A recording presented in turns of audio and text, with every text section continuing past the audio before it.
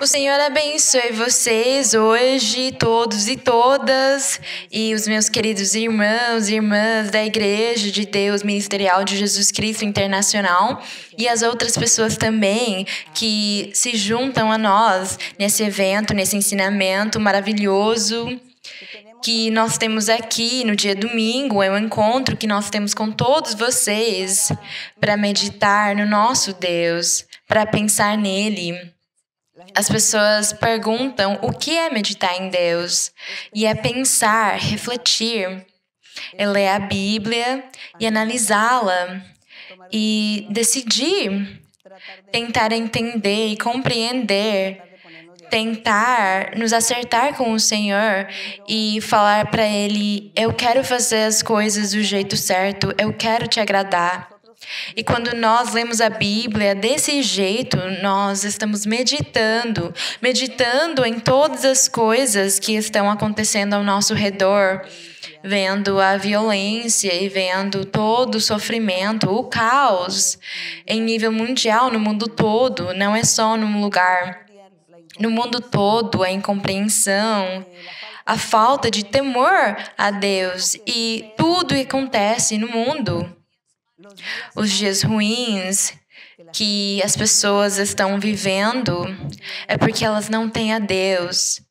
É porque neles faz falta ainda reconhecer que existe um Deus verdadeiro, que existe um ser supremo que governa o universo.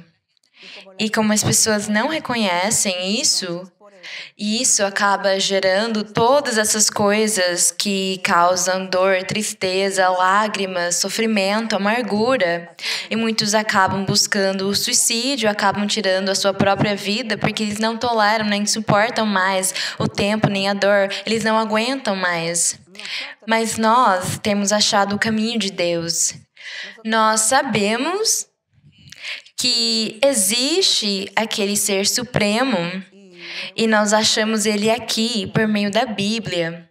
Mesmo que muitos desprezam a Bíblia, mas nós não desprezamos ela, porque isso aqui é um livro sagrado. É um livro que, no momento que um homem ou uma mulher leem ele, com todo o seu coração, com toda a sua alma, Deus imediatamente começa a iluminar essa pessoa, dar para ela alegria, felicidade. Deus se aproxima da pessoa para ajudá-la, para a pessoa conseguir entender e compreender as coisas de Deus e também para que ela possa se apaixonar pela leitura desse livro. Então, nós temos achado a Deus por meio da Bíblia, e aquilo que a Bíblia fala, nós vivemos na nossa realidade e continuamos esperando no Senhor para Ele se manifestar na nossa vida e que nós possamos desfrutar de todos esses grandes mistérios que foram escritos aqui e de todos esses eventos que aconteceram e ainda vão acontecer e que Deus torna eles uma realidade muitas vezes na nossa vida. Então a Bíblia não é nem passado nem futuro, é uma realidade, é o presente, porque Deus está presente, Ele é o mesmo e Ele se manifesta nas nossas vidas e nos dá essa alegria. Então, por causa disso, eu convido todos vocês a não deixarem de ler a Bíblia, não deixarem de buscar a Deus, já que vocês acharam Ele, encontraram Ele, ouvem Ele. Não vão embora, não cansem, não se esqueçam dele, leiam a Bíblia, peçam para Ele ajudar vocês e vocês vão ver como Ele vai ajudar vocês em todos os momentos das suas vidas. É o meu convite para vocês hoje, e tomara que o nosso Deus hoje abençoe todos vocês. E antes de começar o nosso estudo maravilhoso que nós estamos fazendo em Romanos, nós vamos cantar primeiro um hino para o Senhor. E nós vamos cantar o hino 184, que chama O Meu Bom Pastor. Então, nós vamos cantar para o Senhor com todo o nosso coração. Você já tem os seus cenários abertos lá em casa. Tomara que vocês tenham ficado confortáveis, como vocês quiserem ficar sentados ou em pé, como vocês quiserem. Vamos cantar para o Senhor com todo o coração. Eu tenho pastor sublime, oh que dulce es cantar a su amor. Su brazo sutil redime del peligro más vil pecador, mi buen pastor, tu callado me guiará, mi buen pastor, con tu amor me sostendrás, mi buen pastor, nada mi alma temerá, aunque en valle de sombra de muerte yo esté, sé conmigo y seguro estaré.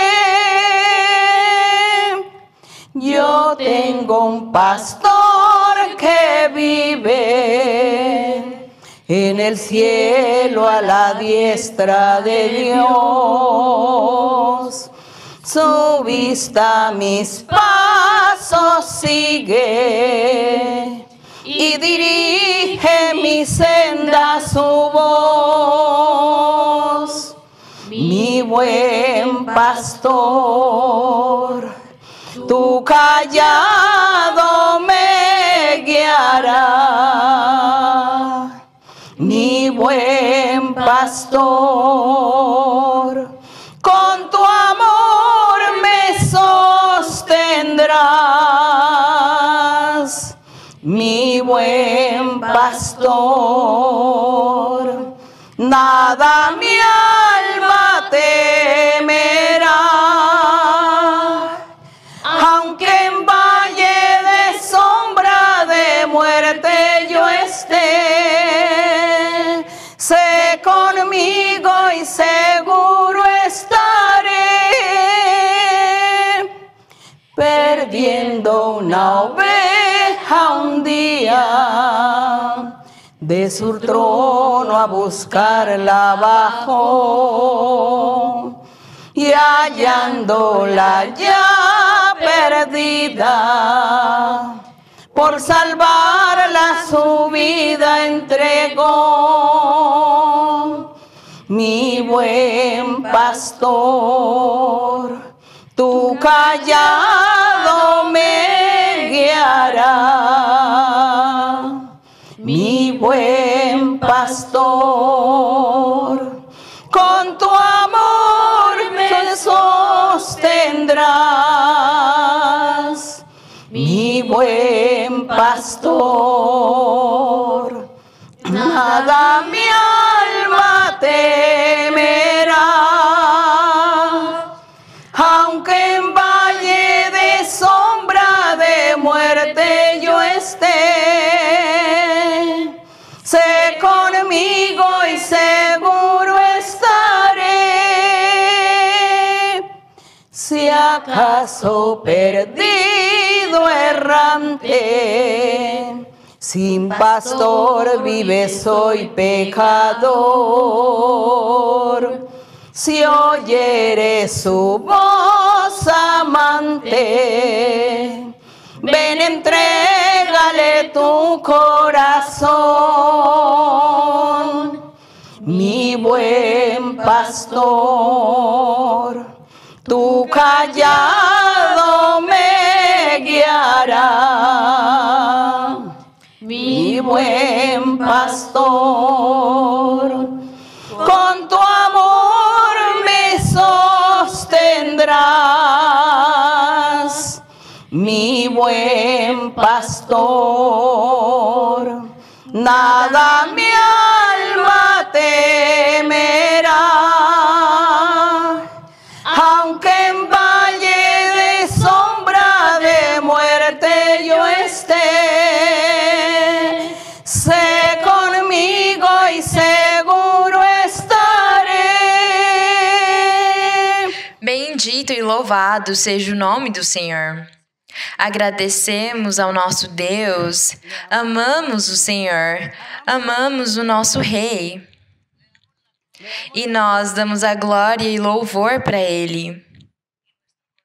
E o nosso coração, a nossa alma, o nosso espírito sente regozijo com Deus, com o nosso Salvador, com o nosso Rei, com esse Rei que está aqui, aquele que nós temos achado na Bíblia e que não foi só escrito, porque não é só um livro literário, é um livro onde o Espírito Santo está nele nos ajudando, tirando de nós os véus da ignorância, da falta de conhecimento, tirando de nós ataduras, ligaduras, as correntes que o nosso inimigo usou faz algum tempo para nos escravizar, para nos atar. E quando nós começamos a ler a Bíblia com o coração disposto para Deus, aberto para Ele começa a tirar de nós aquelas correntes e nos fazer livres.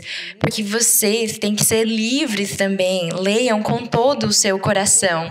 E dessa forma, alegremente, vamos abrir a Bíblia em Romanos, no capítulo 9.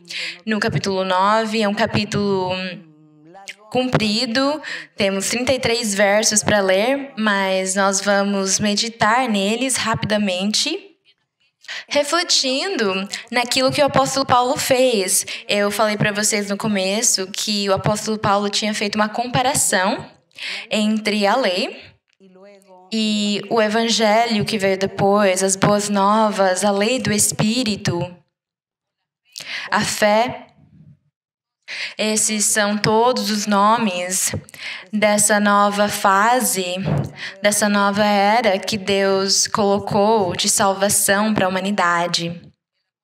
E isso era muito importante para o apóstolo e ele se esforçou bastante, e eu acredito que nem ele mesmo, mas Deus por meio dele, para que as pessoas pudessem entender e compreender, para que todos pudéssemos compreender a palavra do Senhor.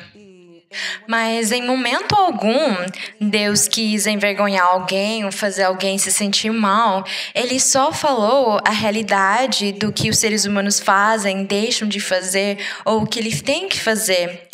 Foi isso que Deus quis deixar escrito em Romanos, usando esse apóstolo.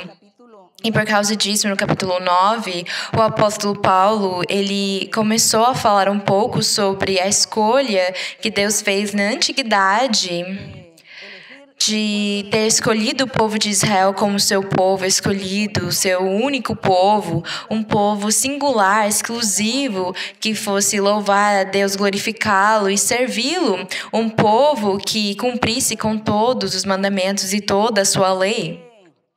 Mas, como os seres humanos não conseguiram cumprir aquele plano, o Senhor mudou ele e criou uma nova aliança para gerar um novo método de salvação pelo seu amor e pela sua misericórdia, porque o Senhor não quis destruir a humanidade, ao invés disso, dar mais uma chance para eles. E o Senhor tem nos dado muitas oportunidades, dá muitas oportunidades para as pessoas, mas tem muitos que não querem abrir os seus olhos, nem ver as realidades do que está acontecendo e do chamado que Deus faz para as pessoas. E Deus falou com Paulo desse jeito, então ele, no capítulo 9, vai nos dar a explicação ao respeito do porquê Deus tinha escolhido Israel e o que aconteceu e o que acontece. Então, no verso número 1 diz: em Cristo digo a verdade, não minto, e minha consciência dá testemunho comigo no Espírito Santo, que tenho grande tristeza e contínua dor em meu coração. O apóstolo disse que ele tinha muita tristeza e uma dor contínua no seu coração, vendo os seus irmãos, os judeus, desprezarem e rejeitarem a palavra de Deus. E a manifestação que Deus tinha feito para o mundo por meio do Salvador e do Messias, do Senhor Jesus Cristo. Isso gerava muita tristeza em Paulo, e ele disse no verso 3, porque eu mesmo desejaria ser anátema, quer dizer, separado de Cristo, afastado dele, não ter acreditado nele. Ele disse, eu mesmo desejaria isso por amor de meus irmãos, os judeus, ele disse. Eu mesmo desejaria não ter acreditado em Cristo por amor de meus irmãos, os judeus, que não aceitavam o caminho dele. diz os que são meus parentes segundo a carne. Aqui ele falou dos judeus. No 4 ele disse que são israelitas, dos quais é a adoção, a glória, a aliança. Diz aqui que dos israelitas, daquele povo, veio uma adoção, veio também uma manifestação de Deus, veio uma aliança que foi depois renovado, uma nova aliança. Veio a promulgação da lei, o culto e as promessas. Tudo isso aqui veio na época que Paulo escreveu isso aqui, dos judeus, dos israelitas. Diz aqui que tudo isso Deus fez para o povo de Israel e ensinou para eles por meio de Moisés. Adotou eles como povo dele e ele fez um povo para ele. A glória de Deus se manifestou neles e Deus fez uma aliança com eles lá no Sinai, com Moisés. Promulgou depois toda a lei por meio de Moisés. Eu estou lendo no mesmo verso 4. E o culto e as promessas que Deus fez para o futuro também ficaram escritas lá na antiguidade para aquele povo por meio dos profetas, por meio de muitos profetas. Então, vocês conseguem ver quão importante foi esse povo para Deus? Eles foram muito importantes. Tudo que Deus tinha para a humanidade no futuro, Ele entregou para eles, para que no futuro a humanidade acreditasse em Deus, acreditasse naquele Deus que criou os céus e a terra e Deus pudesse abençoar eles. E Deus pudesse reinar sobre todos. Foi o que o Senhor fez. E também o apóstolo, então, ele quis destacar no verso 5, quando ele destacou os israelitas, ele falou dos quais são os patriarcas. Quer dizer que os patriarcas, eles surgiram dos israelitas. Por causa disso, diz aqui, dos quais são os patriarcas, e dos quais, daqueles patriarcas, Cristo procede segundo a carne. Como, por exemplo, o patriarca Davi. Na Bíblia, não se fala muito na palavra patriarca quando lemos a respeito da história de Davi, mas aqui diz que ele era um patriarca e que os patriarcas eles surgiram também dos israelitas e que deles, fisicamente, veio o Messias, o Cristo. E eu vou ler de novo o verso 5, dos israelitas. Então, diz dos quais são os patriarcas, mas para vocês entenderem, irmãos, especialmente as pessoas novas que até agora estão começando a ler a Bíblia e não conseguem entender, eu vou ajudar vocês. Dos israelitas são os patriarcas, e dos quais Cristo procede segundo a carne, o qual é sobre todos. Deus bendito. Era algo muito difícil deles acreditarem nisso. Era muito difícil para eles aceitar que Cristo era Deus. E por causa disso que Paulo estava tão triste, porque ele viu seus irmãos judeus não acreditarem em Cristo como sendo Deus. E por causa disso ele expressou aqui a sua tristeza. Ele disse que Cristo veio, o qual é Deus bendito sobre todos, para sempre. Amém. Ele disse. No verso 6, Paulo disse também, não que a palavra de Deus tenha falhado, não que Deus tenha errado quando Ele chamou o povo de Israel e criou eles, formou eles, de uma família, da família de Jacó e os seus filhos. Deus não errou, Deus não falhou quando Ele criou eles. Diz aqui então, não que a palavra de Deus tenha falhado, porque nem todos os que descendem de Israel são israelitas. Aqui ele falou que nem todos eram israelitas, aqueles que descendiam deles. O apóstolo aqui quis dizer Os israelitas são as pessoas que fazem e seguem a palavra de Deus, aqueles que seguem e cumprem os mandamentos de Deus. Eles são os verdadeiros israelitas. Mas muitas pessoas de outros povos tinham se adicionado, outros estrangeiros, eles se adicionaram ao povo porque eles acabaram se circuncidando. Então, eles se chamavam israelitas, mas eles nunca cumpriam a palavra de Deus, nem os mandamentos dele. E no verso 7, então, o apóstolo disse: nem por serem descendência de Abraão, são todos filhos de Deus. Aqui, o apóstolo, ele começou a esclarecer aquelas dúvidas. Então, quais deles eram filhos de Deus? Quem são os filhos de Deus? Quais são os verdadeiros israelitas? E até quando esse termo israelitas vai acabar? Ele não acabou e nem vai acabar. Os israelitas na antiguidade, aqueles físicos, aqueles que eram materiais do povo de Israel, esses israelitas acabaram na cruz do Calvário com o sacrifício que o Senhor Jesus fez. O sacrifício do nosso Senhor.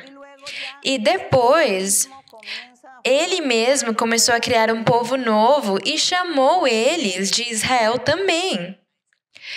Esse povo novo, ele também chamou de israelitas, mas agora no sentido espiritual.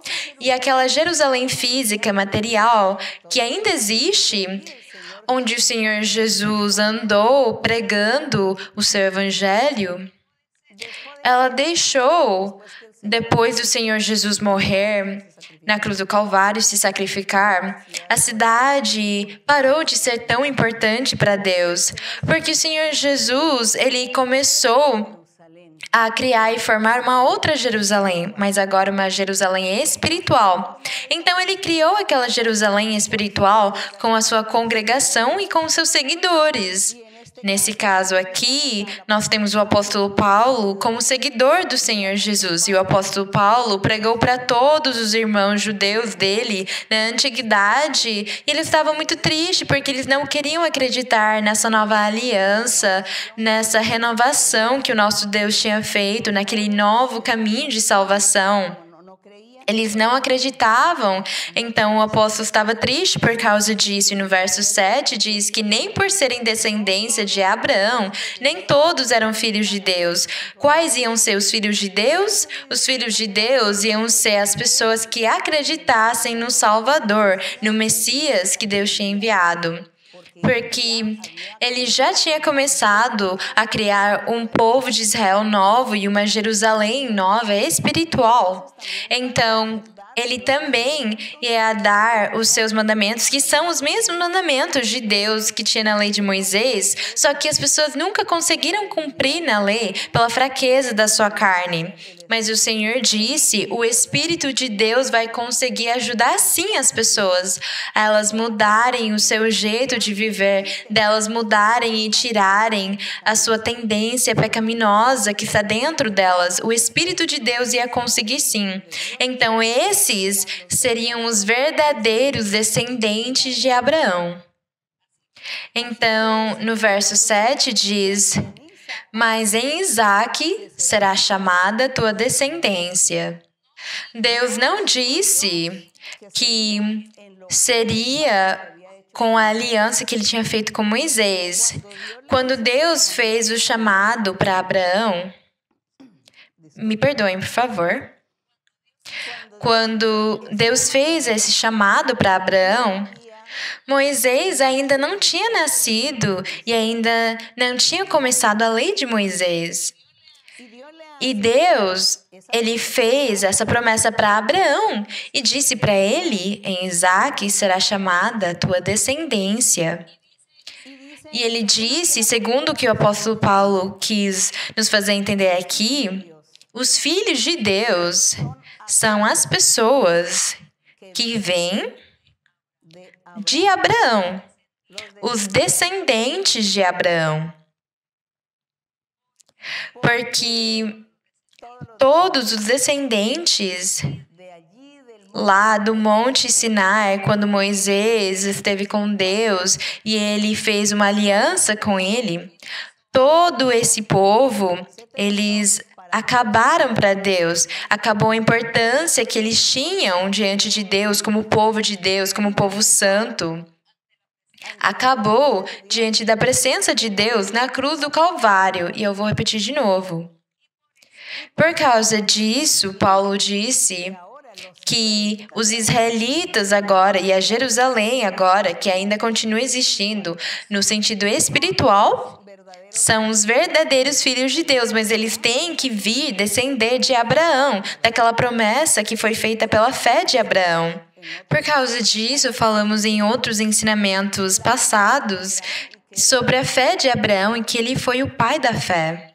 Porque ele ouviu Deus e acreditou em Deus e começou a agir e a obedecê-lo. Essa aí é a fé. E a fé de Abraão, quando Deus disse para ele, em Isaac será chamada tua descendência, ele falou sobre o Messias, sobre o Salvador. A descendência dele falava sobre Cristo, sobre o Salvador, o Redentor. E todas as pessoas que acreditem nele e sigam ele, eles serão os novos israelitas. Eles vão fazer parte e vão ser a Jerusalém Celestial. Essa é a verdadeira salvação, ou o verdadeiro caminho que Deus mostrou desde Abraão, porque Deus ele já sabia o que ia acontecer. Mesmo assim, Deus criou um povo fisicamente e eles viveram milhares de anos e enviou para eles profetas.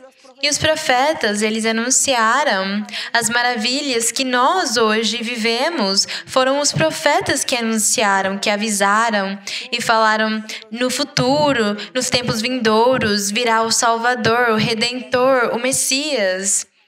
E ele vai salvar as pessoas e Deus vai ficar junto das pessoas, ele vai andar com os homens, vai estar com eles, no meio deles. Era o que os profetas falavam para aquele povo físico, para aquele povo literal.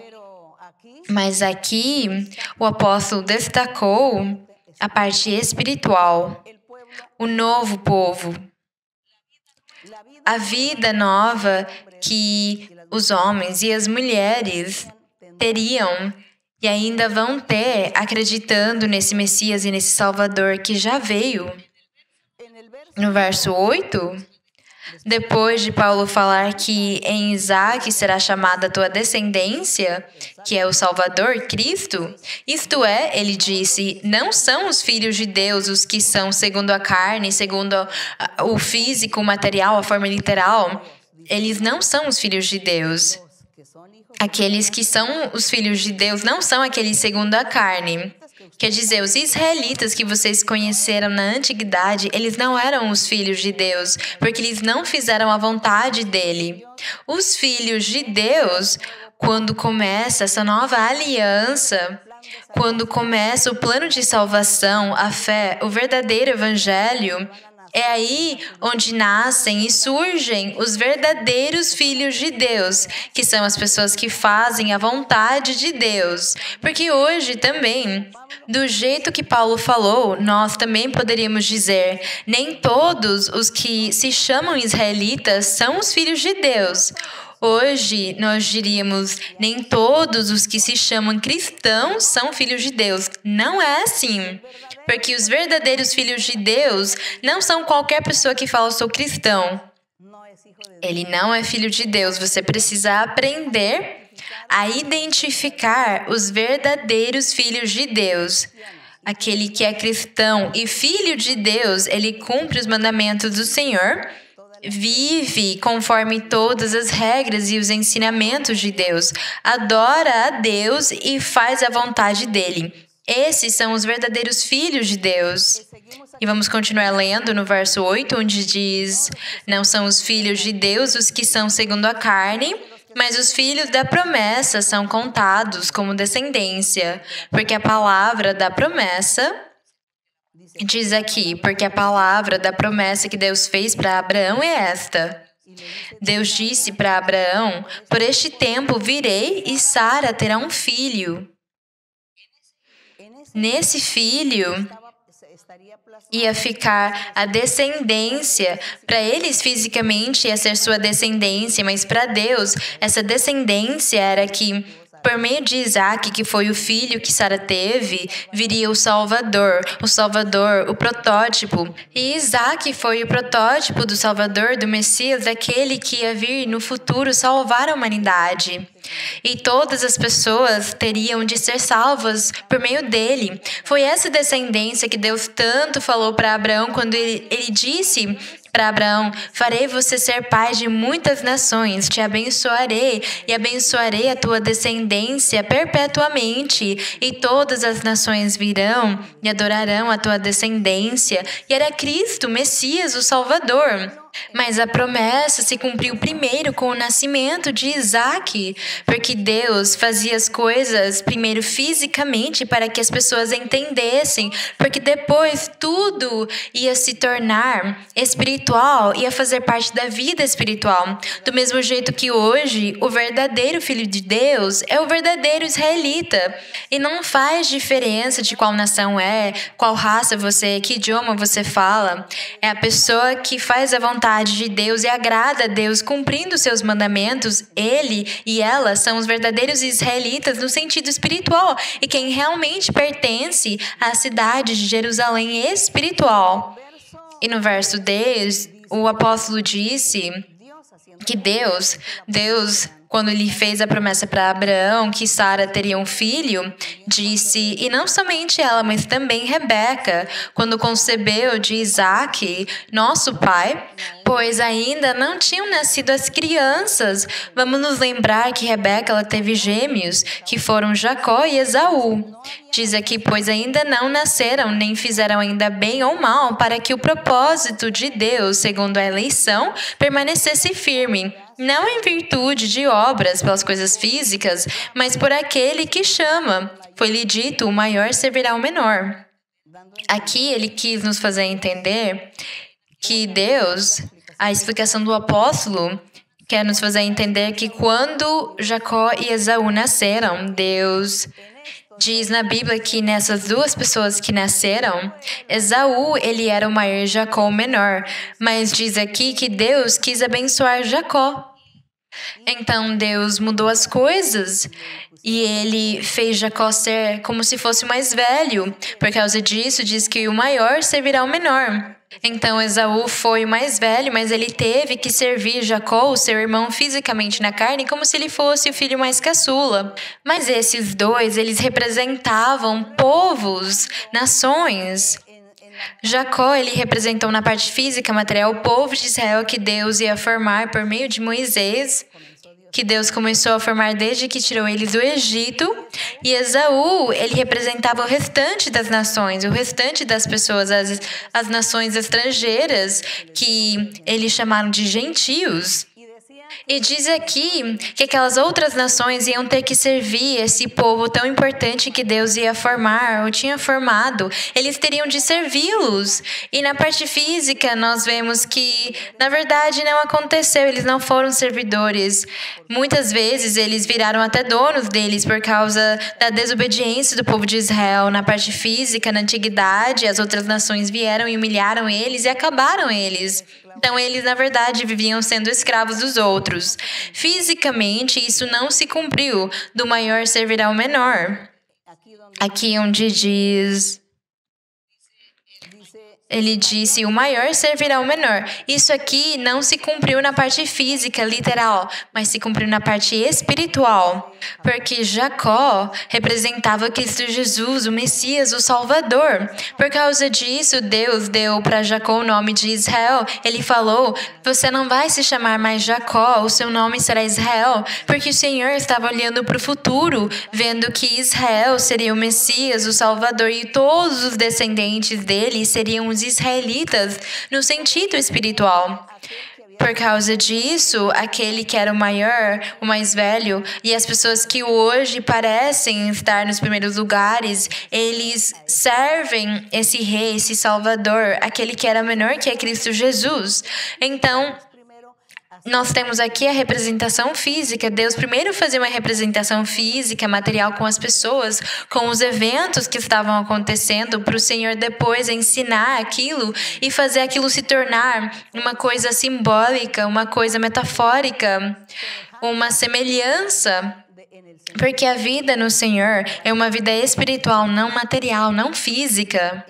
Então, por causa disso, se cumpriu aqui a palavra que Deus deixou escrita. Fisicamente, realmente, Esaú ele teve que servir Jacó, mesmo ele sendo mais velho, o primogênito.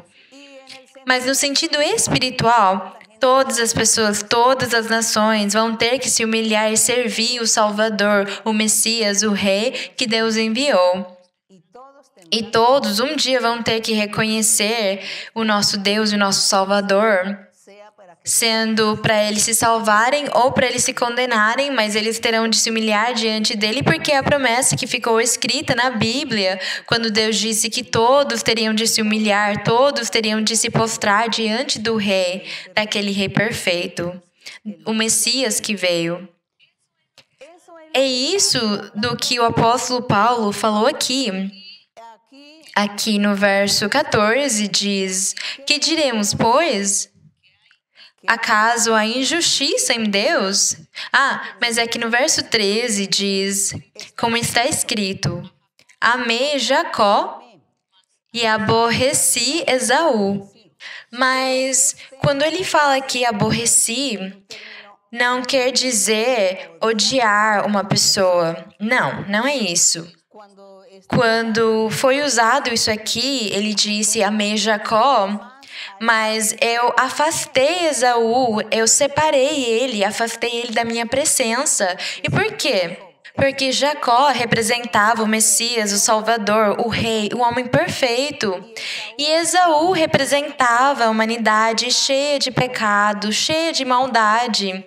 Então, como o Senhor não ia afastar e se enraivecer com as pessoas que fazem o que é mal, por causa disso o Salvador teve que ir na cruz e falar para ele, eu vou intervir, eu vou morrer na cruz e pagar o pecado de todas essas pessoas. Me dá permissão de pagar pelo pecado de todas essas pessoas, porque eu quero que eles possam se salvar.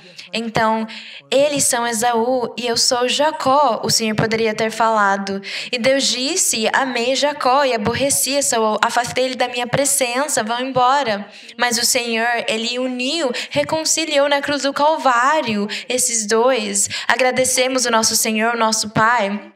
Então, vocês conseguem entender agora aqui que não é que Deus odiou Esaú nem ninguém. Ele afastou eles, porque o pecado de uma pessoa afasta ela de Deus. Então, Deus olha ela de longe. Deus nunca fica perto, olha para ela de longe. Dá o pão e a comida, o ar, o oxigênio, a chuva, o sol para aquela pessoa. Mas Deus está afastado dela pelo seu pecado. É o que significa aqui, amei Jacó e aborreci Esaú. Esaú representava aquela humanidade pecadora, a humanidade que só ficava pecando. E Jacó representava o Jacó espiritual, o Rei, o Messias, o Salvador. Bendito seja o Senhor. E de coração eu gostaria que quando vocês lessem isso aqui, vocês conseguissem entender, compreender, colocar no coração e pudessem amar a Deus intensamente. E no verso 14, o apóstolo disse, então, que diremos, pois? Acaso há injustiça em Deus? Deus é injusto? De maneira alguma. Pois disse a Moisés, terei misericórdia de quem eu tiver misericórdia, e compadecer-me-ei de quem eu me compadecer. Então, ele quis dizer que Deus não é injusto. Pelo contrário, ele é um Deus misericordioso, uma promessa que ele fez para Moisés aqui, no verso 16. Assim, pois, isso não depende do que quer, nem do que corre, mas de Deus que tem compaixão. Então Deus, ele tem compaixão e misericórdia dos seres humanos e coloca eles no lugar que Ele quer. Ele ajuda eles quando Ele quer. Ele abençoa eles ou tira a benção deles, mas Ele sempre fica de olho para nos abençoar. Ele diz para nós: obedeçam, e eu sempre vou abençoá-los. E no verso 17 diz: porque a Escritura disse ao faraó: para isso mesmo levantar-te-ei. Aqui ele falou da época que Deus falou para Moisés tirar o seu povo do Egito. E Faraó, ele não quis e ele não deixava o povo sair do Egito. E Deus teve que falar com Faraó. E Deus disse para ele: para isso mesmo levantar-te-ei, para em ti mostrar meu poder, e para que meu nome seja anunciado em toda a terra. O que foi que aconteceu? O que aconteceu então? Que Faraó, ele se recusou a obedecer. Ele não quis obedecer a palavra de Moisés de deixar o povo sair. Então Deus, ele teve que usar muitos milagres e prodígios. Ele fez milagres e prodígios, teve as pragas, teve umas 10 pragas no Egito. Os piolhos, as rãs, as águas se tornaram sangue, teve trevas, e no final morreram os primogênitos. E todas essas coisas Deus fez para mostrar o seu poder, para mostrar para Faraó que ele era poderoso e ele era muito mais poderoso do que qualquer um.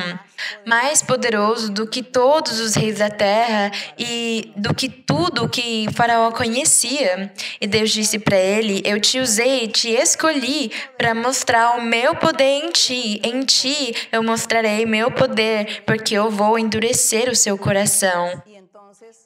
E aí então eu farei milagres e vão clamar para mim, vão chorar e vão sofrer. E vão ver a minha mão poderosa até você se render e deixar o meu povo sair. Foi o que aconteceu. Por causa disso, ele falou para em ti mostrar meu poder. E foi mesmo. Nesse faraó, naquele grande rei importante que existia naquela época, Deus humilhou ele desse jeito. E Deus mostrou o seu poder do mesmo jeito que hoje Ele também mostra o seu poder. Deus hoje, Ele também mostra o seu poder diante das pessoas e das circunstâncias que acontecem diante de reis e governantes e situações que acontecem. Tudo o que acontecer no mundo, Deus, Ele está mostrando o seu poder. Deus está mostrando o poder que Ele tem sobre todos os seres humanos. Para o quê? Para que as pessoas, elas reflitam, pensem, acreditem, para que as pessoas falem: existe alguém superior, alguém que pode me dominar. Existe mesmo. É isso. Deus se manifestando hoje também, mas Ele quer que os corações das pessoas, que hoje elas não sejam teimosas, nem arrogantes, nem incrédulas, que elas amem o Senhor e que nós adoremos Ele, que nós demos tributo para Ele, porque Ele merece que nós clamemos e oremos para Ele, porque nós temos um inimigo grande e forte, um inimigo que tem muito mais poder do que nós. E esse inimigo, ele tenta vir contra nós, sabendo que ele tem mais poder do que nós, ele vem contra nós, ele tenta nos atacar. Contudo, Deus nos ajuda, então nós conseguimos nos enfrentar com ele e Deus nos dá a vitória, ele nos permite vencer. Mas isso acontece quando nós estamos andando com Deus. E aqui no verso 18 diz: de maneira que Deus tem compaixão de quem quer e a quem quer endurecer, do mesmo jeito que ele fez com Faraó, endurece. Dir-me-ás então, por que ele se queixa, porquanto quem resistiu à sua vontade? Então ele disse: alguém poderia perguntar para mim, alguém conseguiu resistir à vontade de Deus? Então no verso 20 ele respondeu: em todo caso, ó homem, quem és tu, aquele que tenta questionar e negar a palavra de de Cristo e do Evangelho, quem és tu para que discutas com Deus? Porventura dirá o vaso de barro ao que o formou: por que me fizeste assim? Ou não tem o olheiro poder sobre o barro para da mesma massa fazer um vaso para a honra e outro para a desonra? Então ele quis dizer que Deus é o dono de tudo e quem faz todas as coisas, e ele nos comparou com o olheiro que trabalha com a massa e faz com o barro e faz figuras, faz vasos. Então diz que uns são para a honra, para a desonra, para o que o olheiro quiser usá-los. E aqui diz que Deus faz conosco a mesma coisa. Ele nos molda do jeito que Ele quer. Mas também nós temos o desejo no nosso coração dele nos moldar para sermos vasos de honra. E Ele com certeza vai nos dizer sim, você vai se tornar um vaso para a honra, porque você é obediente, porque você me ama, porque você me busca, porque você presta atenção para fazer a minha vontade. Seria tão formoso que Deus falasse isso de nós, muito formoso. E no verso 22 diz: e que direi se Deus, querendo mostrar sua ira e tornar notório seu poder, suportou com muita paciência os vasos da ira preparados para a destruição?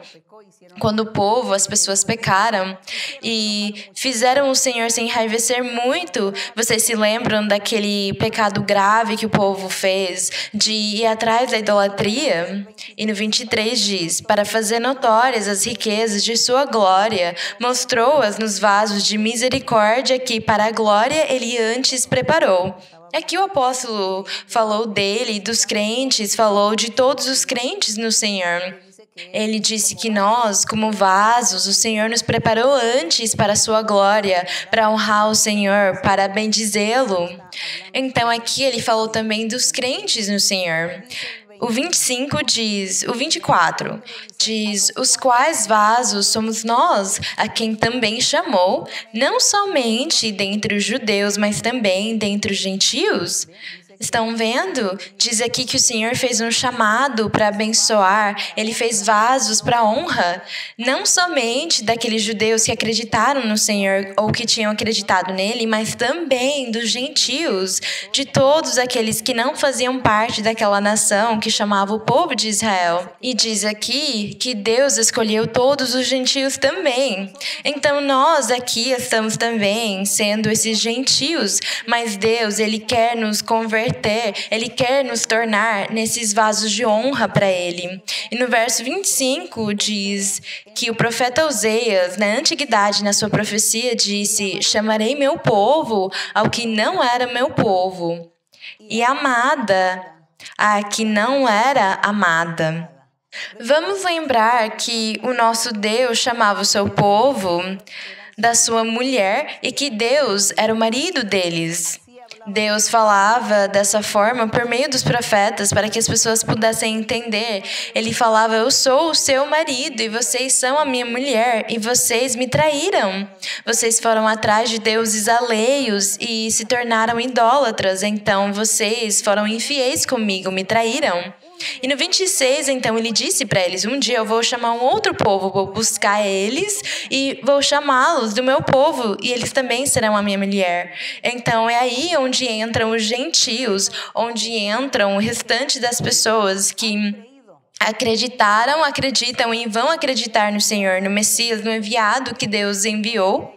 Então eles todos também vão se tornar um só povo, Israel espiritual, vão se tornar uma só nação, aquela Jerusalém espiritual, todos vão se converter, tanto os gentios quanto os que se chamavam de judeus, todos eles vão se tornar um só povo e vão ser a esposa de Deus. Vão se tornar aquela esposa naquelas bodas que vão ser celebradas no futuro. Então, por causa disso, se cumpriu a promessa, se cumpriu a profecia de Oseias 2:23. Aí serão chamados filhos do Deus vivo, no verso 26. E no lugar em que lhes foi dito: vós não sois meu povo, aí serão chamados filhos do Deus vivo, falando dos gentios e falando também daqueles judeus que iam se converter ao Senhor. Todos eles seriam um povo só e vai ter um só povo, um só rebanho, aprisco, um só Deus. e vamos ter umas bodas com o Salvador, e a igreja ou o povo serão um só, feito de pessoas de muitas nações, mas vai ser um povo só. E os gentios vão fazer parte para desfrutar dessas bênçãos de Deus, graças à misericórdia do Senhor. E no verso 27 diz: também Isaías clamava acerca de Israel: ainda que o número dos filhos de Israel seja como a areia do mar, tão somente o remanescente será salvo. Porque o Senhor executará a sua sentença sobre a terra, completando-a e abreviando-a. Aqui, ele falou que o número de Israel não era físico, eles não estavam falando na parte física. O Senhor falou de Israel espiritual, onde os judeus físicos iam se converter a Deus, mas também os gentios iam se converter ao Senhor Jesus. E que dessas nações, as pessoas que fossem se converter ao Senhor formariam esse povo, e todos seriam como a areia do mar, do jeito que ele prometeu para Abraão. O verso 28 diz: porque o Senhor executará sua sentença sobre a terra, completando e abreviando. E como predisse Isaías: se o Senhor dos exércitos não nos deixara, eu estou lendo no verso 29, se o Senhor dos exércitos não nos deixara descendência, teríamos sido feitos como Sodoma e seríamos semelhantes a Gomorra. Aqui diz que Deus deixou para eles uma descendência, deixou para aquele povo judeu, para aquele povo que o Senhor disse, ele disse para Abraão: olhe as estrelas, a tua descendência será igual. Então, a tua descendência não será somente com o povo de Israel, que eu criarei mais para frente com Moisés, mas também serão os gentios, o restante das nações que vão se converter a mim, começarão a ser um só. Então, eles também vão ser como uma descendência, vão ser a descendência de Deus. Por causa disso, Isaías e todos os profetas profetizaram ao respeito da vinda daquele Messias, daquele Salvador, daquele que tinha sido prometido, daquele Rei perfeito que ia começar a governar sobre todos e criar um povo de todos e dar para eles o poder do Espírito Santo para que eles fossem guiados e orientados, transformados, vivendo uma vida nova e reta e pudessem se tornar filhos de Deus, que são os verdadeiros, os filhos de Deus, aqueles que fazem e cumprem os mandamentos do Senhor. Aí então tem que se cumprir que vai ter um só povo, um só aprisco, rebanho, e um só pastor que vai apacentar aquele rebanho, aquele povo com todas essas pessoas. Por causa disso, nós não podemos desprezar ninguém, nem ser vaidosos e orgulhosos contra alguém, porque nós não sabemos de quem Deus vai ter misericórdia e quem Ele vai trazer e recolher para o seu povo. A nossa missão é pregar e ensinar a palavra para todos acreditarem e confiarem naquele Deus soberano, o Criador dos céus e da terra. O restante, Ele que vai unificar, Ele é quem vai abençoar, é Ele quem vai se manifestar. E nós veremos a sua glória, nós vemos a glória do Senhor com os milagres e tudo que Ele faz, mas nós temos que ver ainda mais a glória do Senhor. E aqui então, Paulo, ele quis destacar a profecia dos profetas na antiguidade. E no verso 30 fala: que pois diremos? Que os gentios que não buscavam a justiça alcançaram a justiça de Deus. Eles alcançaram essa justiça pela fé em Cristo. Mas Israel, o físico, o material, o da antiguidade, que buscava a lei da justiça, não alcançou. E por causa disso, a lei pereceu na cruz do Calvário com Cristo Jesus. E diz aqui, por que não alcançaram ela? No 32, porque não a buscavam pela fé, mas pelas obras da lei. Pelas obras. E como eles não conseguiram fazer as obras da lei, porque era impossível para o corpo e a carne deles, tinha muita fraqueza neles, e eles não conseguiam cumprir todas as regras da lei, Por causa disso, eles não conseguiram passar no teste de Deus e eles acabaram reprovando, porque eles não cumpriram com toda a lei. Por causa disso, o Senhor então enviou o Messias e o Salvador, porque com ele nos ajuda por meio do Espírito Santo. Com ele, nós não vamos ser reprovados. Mas aconteceu que a vinda do Salvador, a vinda do Senhor Jesus, se tornou uma pedra de tropeço para os seguidores da lei de Moisés. Por causa disso, o apóstolo diz aqui no 32, por quê?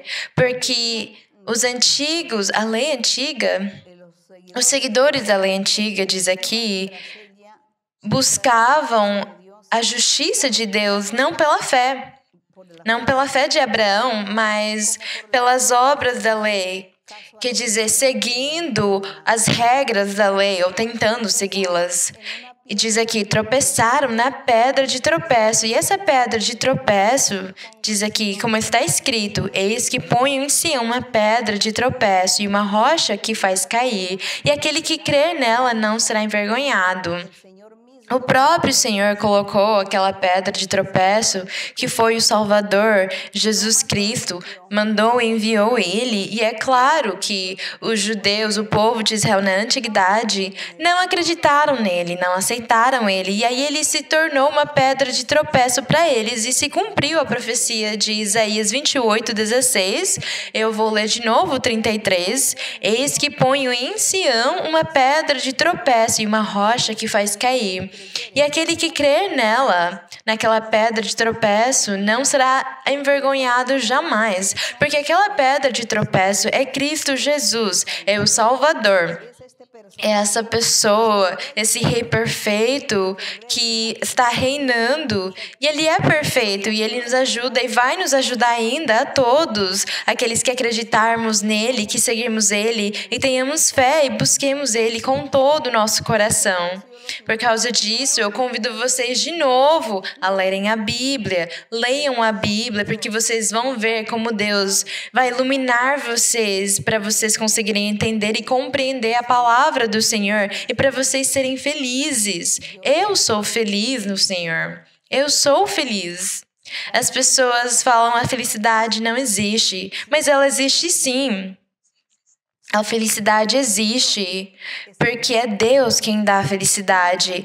E Deus também é quem dá a paz. Os seres humanos, os homens, não conseguem dar paz. Eles não dão felicidade. É Deus. Se você quiser ter paz e felicidade, se você quer ter alguém para te apoiar, para te ajudar, para que quando você for orar ou você tiver um problema, uma dificuldade, uma tristeza, uma amargura no seu coração, porque ter tristeza e amargura no coração não significa que você não seja feliz. Nós podemos ter problemas, porque nós temos um inimigo. E esse inimigo coloca na nossa vida doenças, problemas, discórdias, más interpretações, tantas coisas que acontecem na vida que nos fazem sofrer e chorar.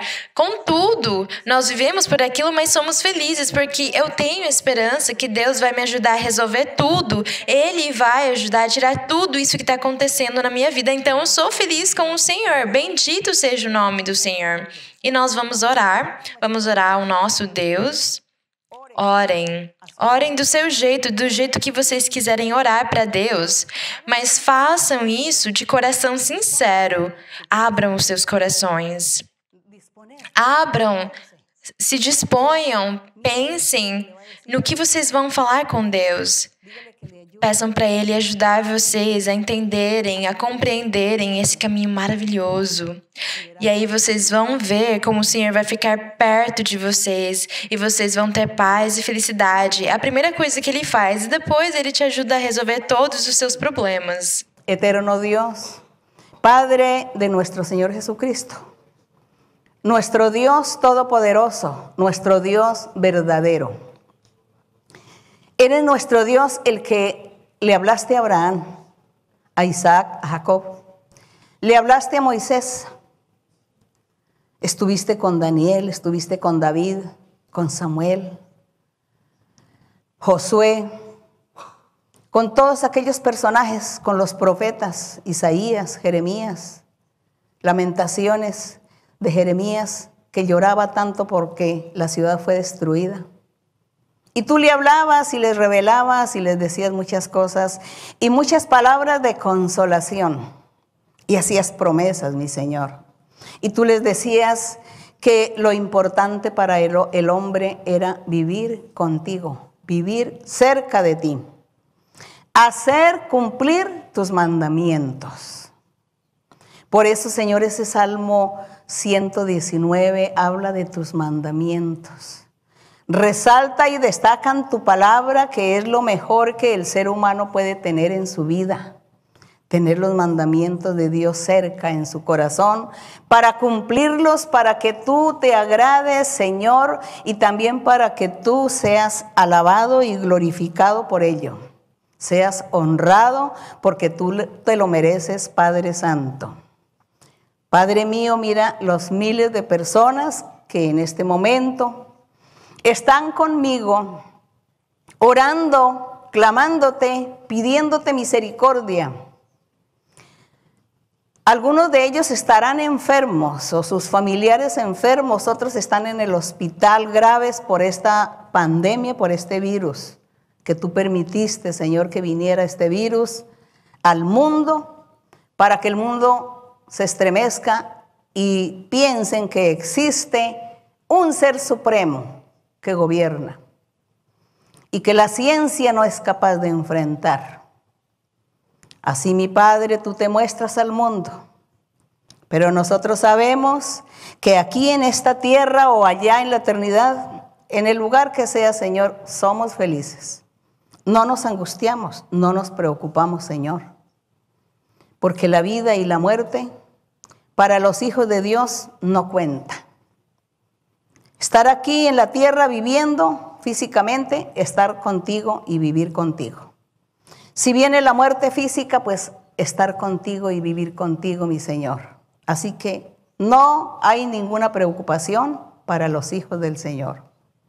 Padre Celestial, pero hay mucha gente que no entiende, no comprenden y sufren mucho y se amargan.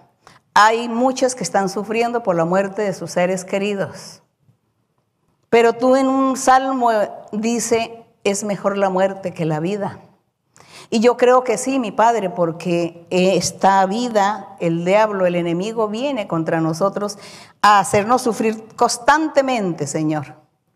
Mientras que después de la muerte, pues estaremos contigo gozando todo el tiempo.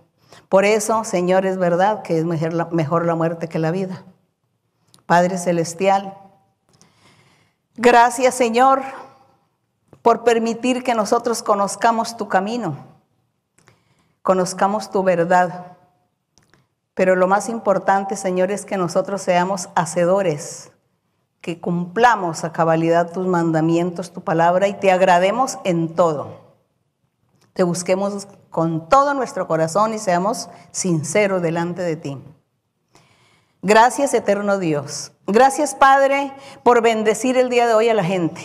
Gracias por bendecir y por sanar a algunas personas que están enfermas y quieren sanarse. Y tú los vas a sanar y los has sanado a muchos.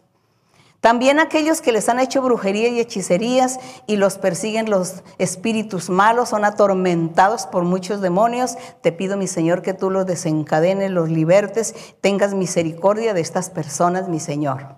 Dales a todos ellos una oportunidad más para que te conozcan, conozcan tus caminos.